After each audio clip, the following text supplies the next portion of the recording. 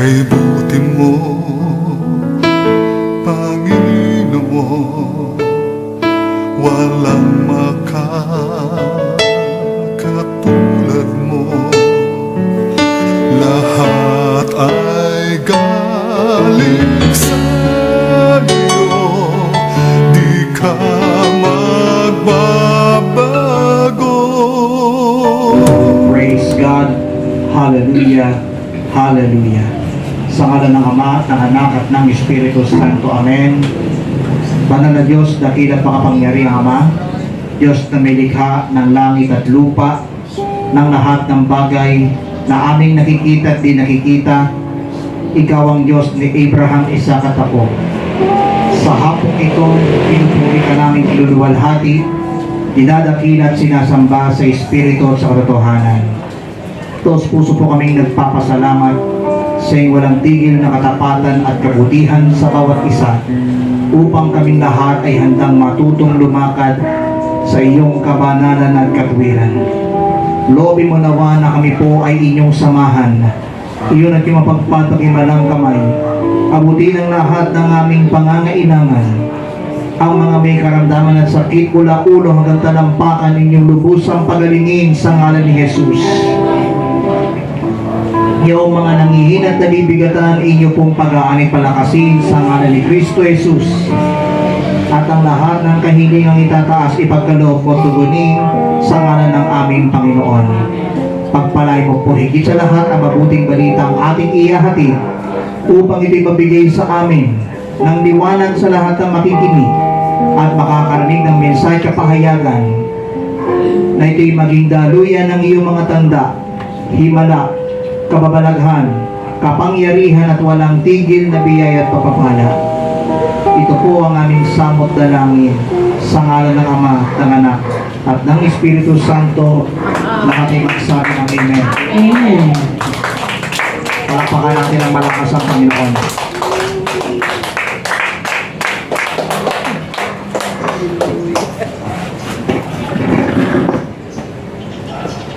Dahil ang iba ay dahil yung isa nating choir ay may service sa parokya ng Santo Niño, sapagkat dakilang kapistahan daw sa linggo ng Senyor Santo Niño. Kaya Pit Senyor. Anyways, ang mabuting balita na ating pagsasalusaluhan ay hahanguin natin sa Ebanghelyo ayon kay San Lucas, ikalawang kabanata, simula talatang 41 hanggang 52. Luke chapter 2, verses 41 to 52. At ganito po ang mababasa ng ating Ebanghelyo sa wikang Ingles, from Luke chapter 2, verses 41 to 52. Every year, his parents went to Jerusalem for the feast of the Passover. When he was 12 years old, they went up to the feast, according to the custom. After the feast was over, when his parents were returning home, the boy Jesus stayed behind in Jerusalem. But they were unaware of it. Thinking he was in their company, they traveled on for a day. Then they began looking for him among their relatives and friends. When they did not find him, they went back to Jerusalem to look for him. After 3 days, they found him in the temple courts, sitting among the teachers, listening to them and asking them questions. Everyone who heard him was amazed at his understanding and his answers. When his parents saw him, they were astonished. His mother said to him, "Son, why have you treated us like this? Your father and I have been anxiously searching for you." "Why were you searching for me?" he asked, "Didn't you know I had to be in my father's house?" But they did not understand what he was saying to them. Then he went down to Nazareth with them and was obedient to them. But his mother treasured all these things in her heart. And Jesus grew in wisdom and stature and in favor with God and men. Palakpakan natin ang buhay ng Diyos. Taon-taon, tuwing pista ng Pasko, ang mga magulang ni Jesus ay pumupunta sa Jerusalem. At nang 12 taon na siya, pumaroon sila gaya ng dati nilang ginagawa. Pagkatapos ng pista, sila'y umuwi na. Nagpaiwan si Jesus sa Jerusalem, ngunit hindi ito napansin ng kanyang mga magulang. Sa pag-aakala ng isa na si Jesus ay kasama ng isa, nagpatuloy sila sa maghapong paglalakbay. Nang malaman nilang hindi siya kasama, siya'y hinanap nila sa kanilang mga kamag-anak at kakilala. Hindi nila siya matagpuan, kaya't bumalik sila sa Jerusalem upang doon hanapin. At nang 3 araw, natagpuan nila si Jesus sa loob ng templo, nakaupong kasama ng mga guro. Nakikinig siya sa kanila at nagtatanong. At ang lahat ng nakarinig sa kanya ay namangha sa kanyang katalinuhan. Nagtaka rin ang kanyang mga magulang nang siya'y makita. Sinabi ng kanyang ina, "Anak, bakit naman ganyan ang ginawa mo sa amin? Balisang-balisa na kami ng iyong ama sa paghahanap sa iyo." Sumagot siya, "Bakit po ninyo ako hinahanap? Hindi ba ninyo alam na ako'y dapat na nasa bahay ng aking ama?" Ngunit hindi nila naunawaan ang pananalitang ito. Siya'y umuwing kasama nila sa Nazareth at naging isang masunuring anak. Ang lahat ng bagay na ito ay iningatan ng kanyang ina sa kanyang puso. Patuloy na lumaki si Jesus. Umunlad ang kanyang karunungan at lalong kinalugdan ng Diyos at ng mga tao.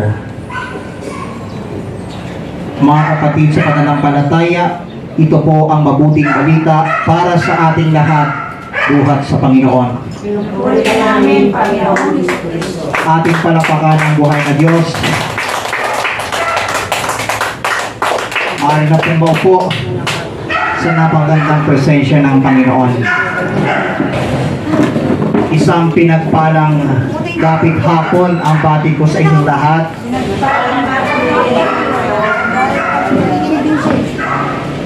Purihin natin ang malakas ang Panginoon.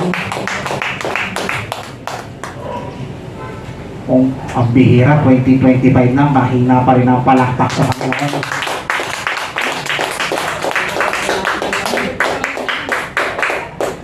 And brothers and sisters, ang ulo ng mga makalangit na balita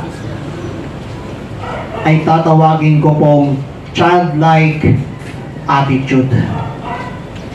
Ugaling tulad ng isang bata. Amen. Now, ang ating simbahan ay pinagdiriw ang kapistahan ng Santo Niño.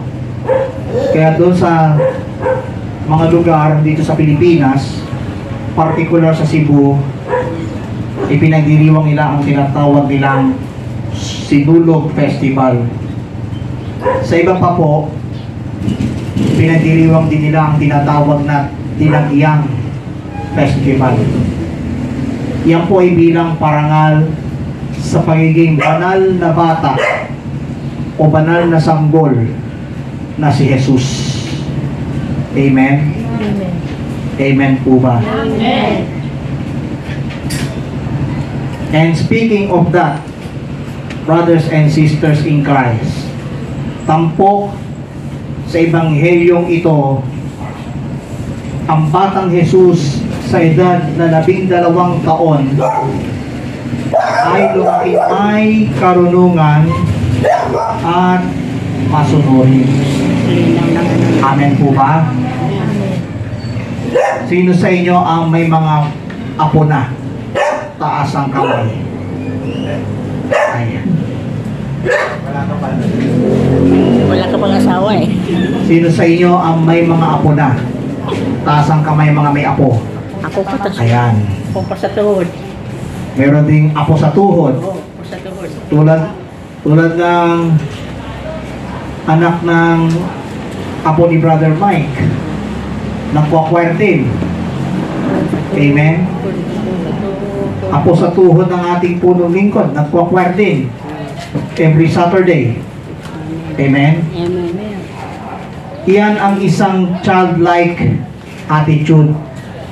Isang ugaling tulad ng sa bata. Amen. Amen. Linaw. So, i-refresh ko po sa inyo na ito pong tatlong pares na salita. The three pairs of words. The first pair of word, it starts with letter A-L. A-L. The second letter, it starts with letter A-O. First pair of word begins with letters A-L. Okay?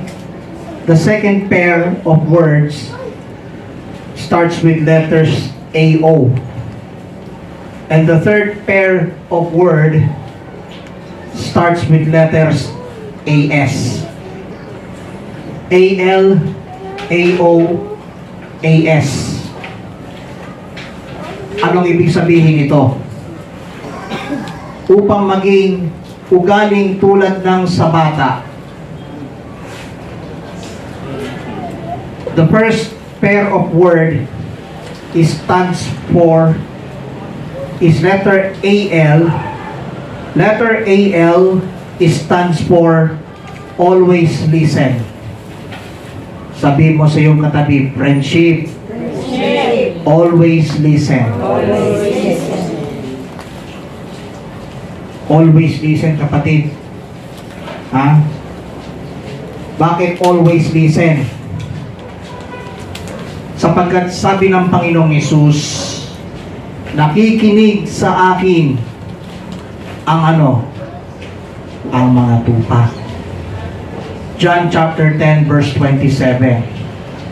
Always listen. Sabi ng Panginoong Yesus, nakikinig sa akin ang mga tupa. Ang ibig sabihin, nakikinig ang tupa sa tunay na tinig at hindi sa maling tinig. Amen? Tulad ni Jesus noong siya ay 12 taong gulang pa, siya'y nakikinig sa kanyang mga magulang. At yan ay sina Jose at Maria na ina ng Diyos. Amen?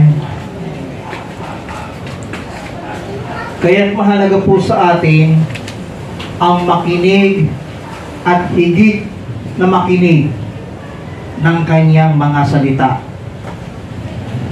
Amen po ba? Amen. Subalit anong problema sa iba pa? Saan sila nakatuon? Sa maling tinig. Kaya marami ang nagkakaproblema. Amen?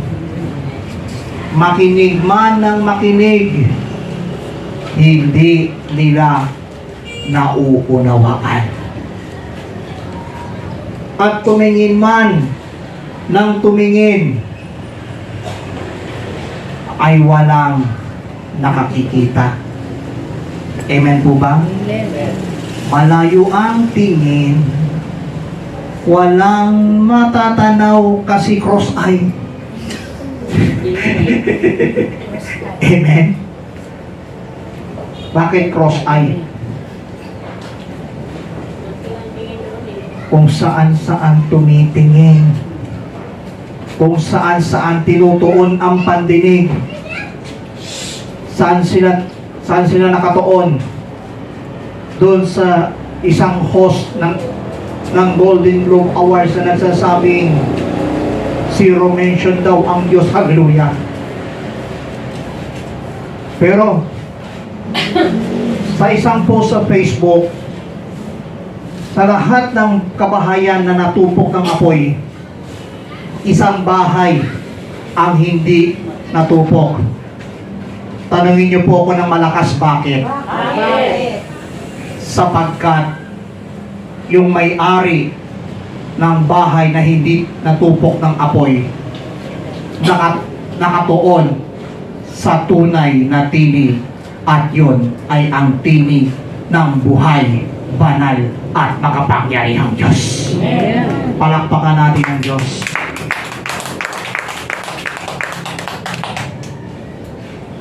May naalala akong kwento.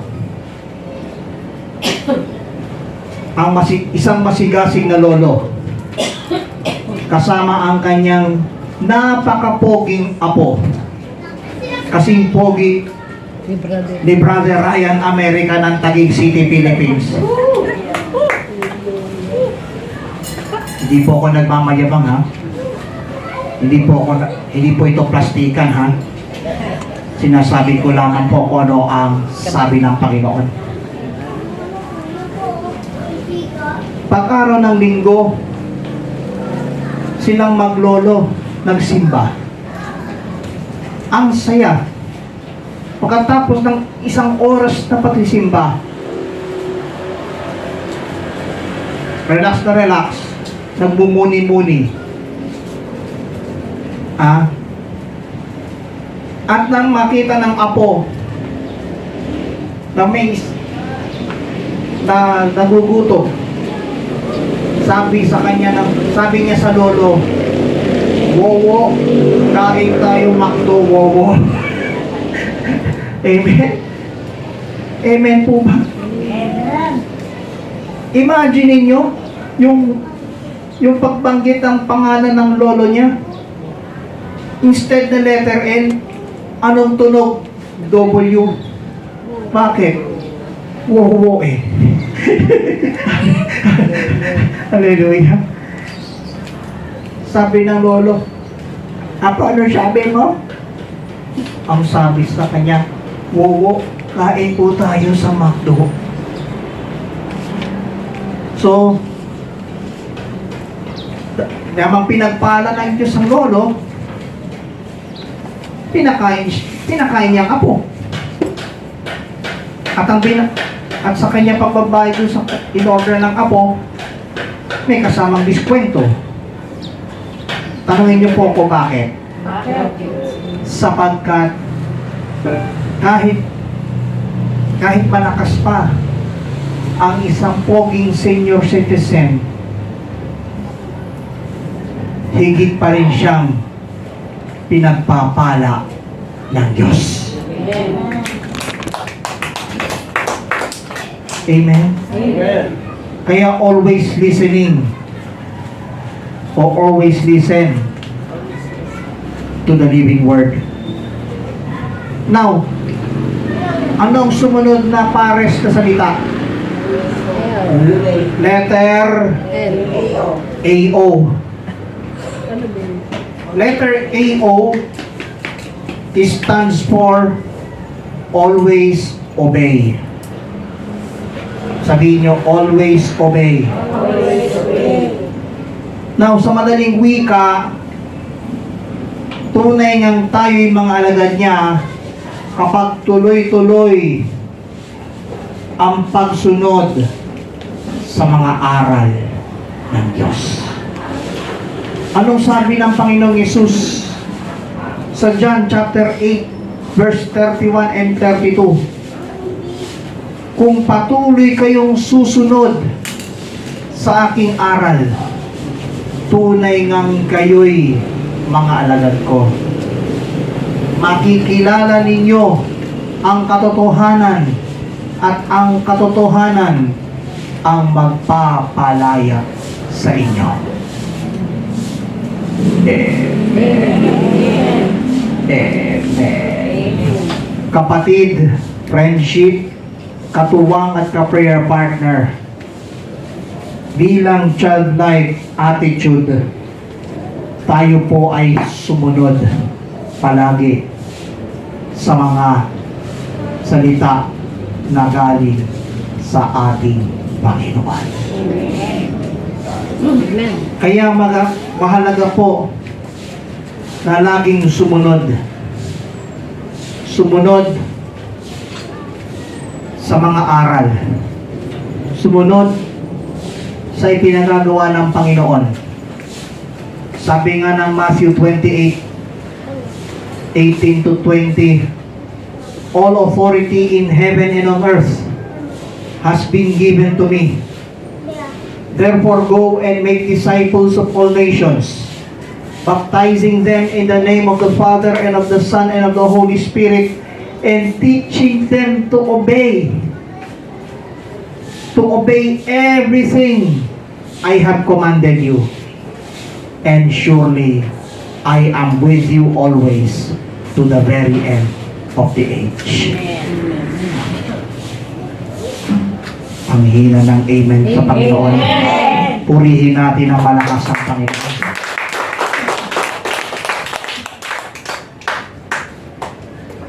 Kaya bilang childlike attitude, always obey what the Lord Jesus instructed us according to God's living word. Amen. Amen. Amen po ba? Amen. And last but not the least, third and finally, the third pair of words is letter AS. AS stands for always submitting or always submit. Laging magpasakop. Amen po ba? Amen. Anong sabi ng sulat ni Apostol Santiago? James chapter 4 verse 7. Pasakop kayo lagi sa Diyos, labanan ninyo ang diablo, at kanya kayong lalayuan. Amen. Amen. Labanan ang diablo. Sa English, submit yourselves then to God. Resist the devil, and he will flee from you. Amen. Sa madaling wika, bilang mga childlike attitude, lagi po tayong magpasakop sa ating Panginoon. At ang kapangyarihan ng kaaway ay ating lalabanan sa tulong at awa ng Diyos, at tayo'y lalayuan ng demonyo. Amen. Kaya mas maganda sa atin ang maging pasakop. Pasakop.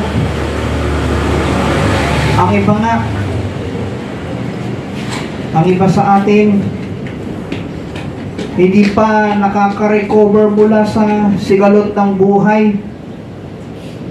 Anong nangyayari? Ano pong nangyayari? Ngiwi na ngiwi. Totoo o hindi? Totoo. Napakahina. Totoo o hindi? Totoo. Tama po ba o tama? Tama. Kala ko sinungaling. Palakpakan natin ang malakas ng Panginoon. So kapatid, friendship, ka-prayer partner at katuwang, ito pong mensaheng ibinabahagi ko ay pawang simple lang. simple lang. Hindi po ako nag-outline ng napakahirap. Amen? Kaya si Brother Mike, pag gumawa ng topic, simple. Kaya tawag dito sa El Shaddai, symbology. Amen? Bakit may symbology ang El Shaddai? Sapagkat lahat ng mensahe kapahayagan ng Diyos na ibinabahagi sa atin ng ating punong lingkod o ng sino man sa aming mga preachers na naghahayag ng mabuting balita ay pawang simple. Pero ayon sa inspirasyon ng Espiritu ng Diyos. Amen po ba?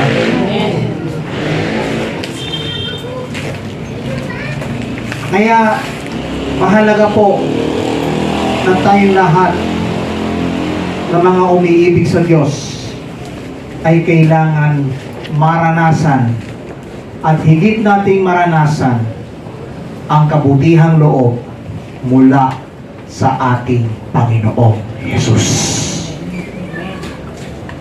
Amen. Amen. Amen. Amen. Kaya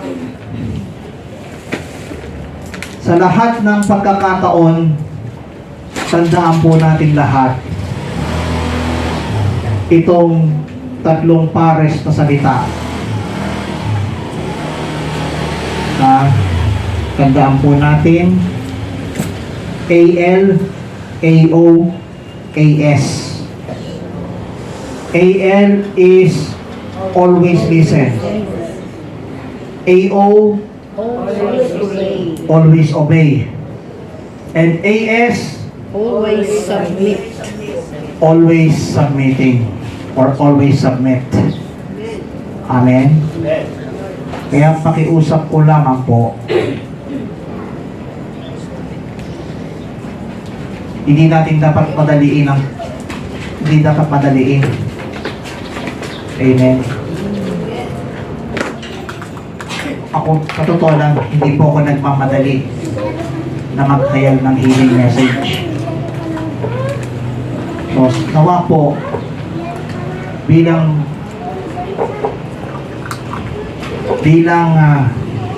mga lingkod, after ng praise and worship, magkaroon muna ng kahit isang sharer muna. And then, saka lang papasok ang healing message. Amen po ba? Simpleng pakiusap lamang po. And always remember, kung ang gawain po natin ay ika-4 ng hapon hanggang ika-6 ng gabi, always be on time. Bakit mahalaga ang on time?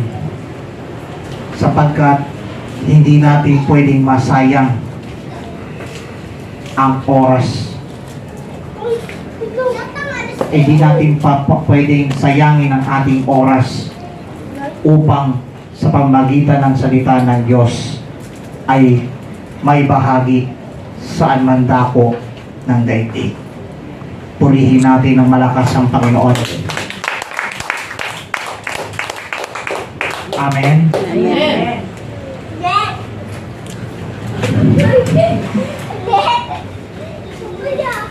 Kaya bilang pangwakas ng ating mensahe, ang ating Panginoong Jesucristo nagpakababa at naging masunurin.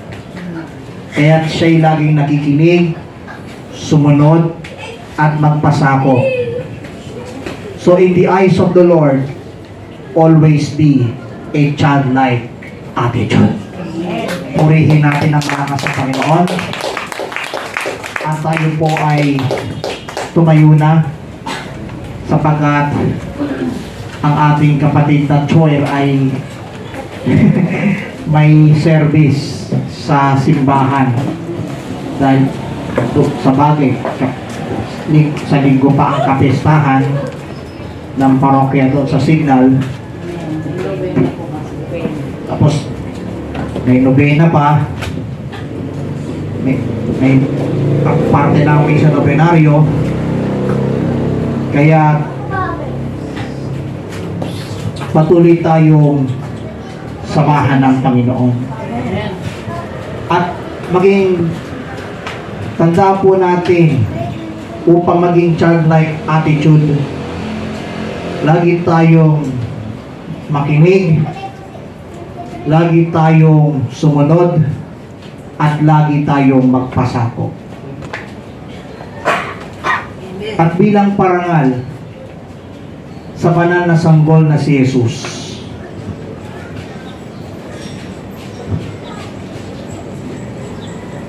damhin natin ang kanyang presensya sa pamagitan ng awiting makalangit buhat sa ating Panginoon.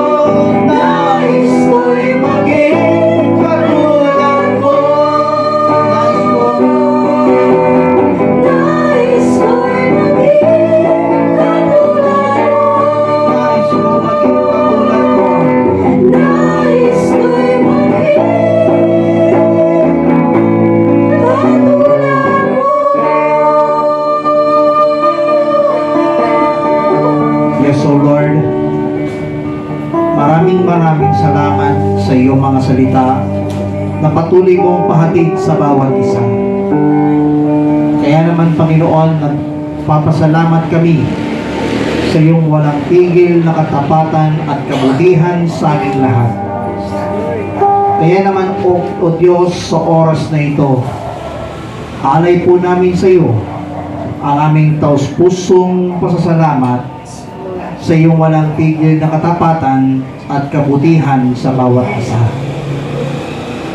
Kaya naman, Panginoon, nagpapakumbaba kami upang sa pamagitan ng iyong mga salita ay patuloy mo kaming samahan, ingatan at gabayan.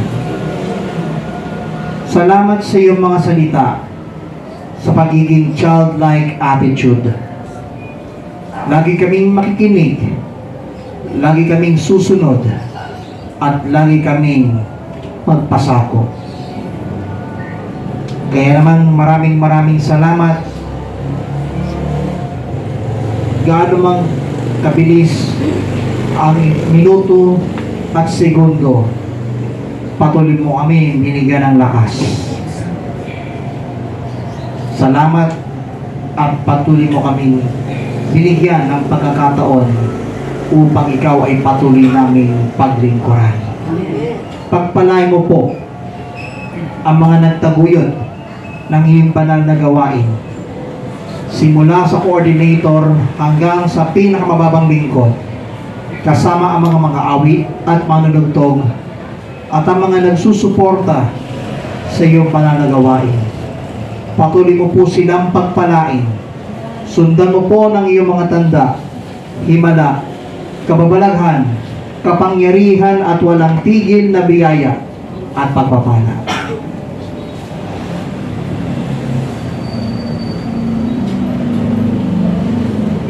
Taas ang lahat ng inyong mga daladalahan, maging kayo mga nakapanood sa video na ito through Kapahayagan TV YouTube channel at maging sa Facebook page.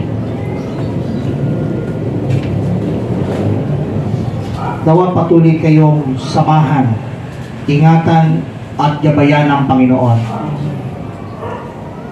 Sapagkat hindi po si Brother Ryan ang nangaral po sa inyo.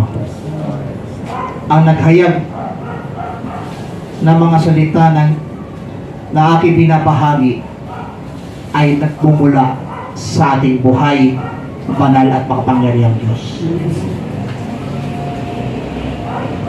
This content is for the greater glory of God.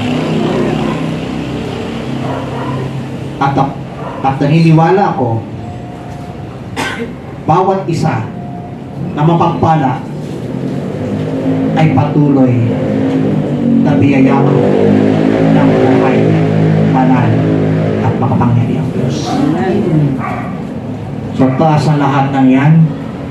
Diyos Ama makapangyarihan, narito po at basbasan ang mga hawak ng aming mga kapatid, ang mga handbags, wallets, Biblia, tubig, langis, asin, panyo, at iba pang mga bagay na kanilang itinataas.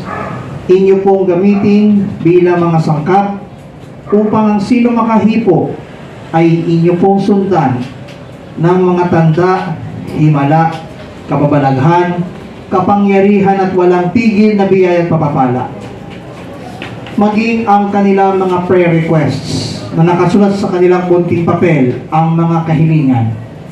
Amin pong inaangkin na lahat ay answered prayer. Amen. Basbasan ang kanilang mga alay at handog. Ibalik sa kanila ng usong takal, siksik, liglig at umaapaw. At sa aming pansamantalang pag-iwahiwalay, taglay po namin ang ibang lakas at sigla buhat sa iyong pangalan. Maraming salamat po. Ito po ang aming samot dalangin kaysa ng panambitang panalangin ng aming Inang Birheng si Maria at ng lahat ng mga anghel at mga banal sa langit, sa pangalan ng iyong buktong anak, ang aming Panginoon tagapagligtas, Panginoong Hesu Kristo, na nabubuhay at naghaharing kasama mo, at ng Espiritu Santo, isang Diyos, magpa sa walang hanggan. Ang lahat ay magsabi ng Amen. Amen. ibaba ang inyong mga hawak kamay. Pakibaba ang inyong mga hawak kamay. At itaas ang iyong dalawang kamay na walaya. Buong layang magpupuri ng malakas kay Yahweh El Shaddai.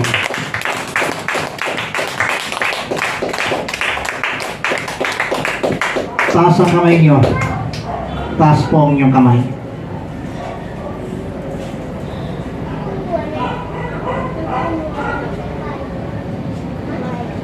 Ito pong sisigaw niyo pagtapon ko. I am listen. I am obey. I am obey. I am submit. I am submit. Pakiulit po ng malakas. I am listen. I am obey. I am submit. Pakiulit po ng malakas. I am listen. I am obey. I am submit. I am listen. I am obey. I am submit. I am listen. I am obey. I am submit. I am listen. I am obey. I am submit. And may the Lord God bless us all now and always forever. In the name of the Father, and of the Son, and of the Holy Spirit. Amen. Amen. And amen. Amen. Let's give Him thanks with a grateful heart.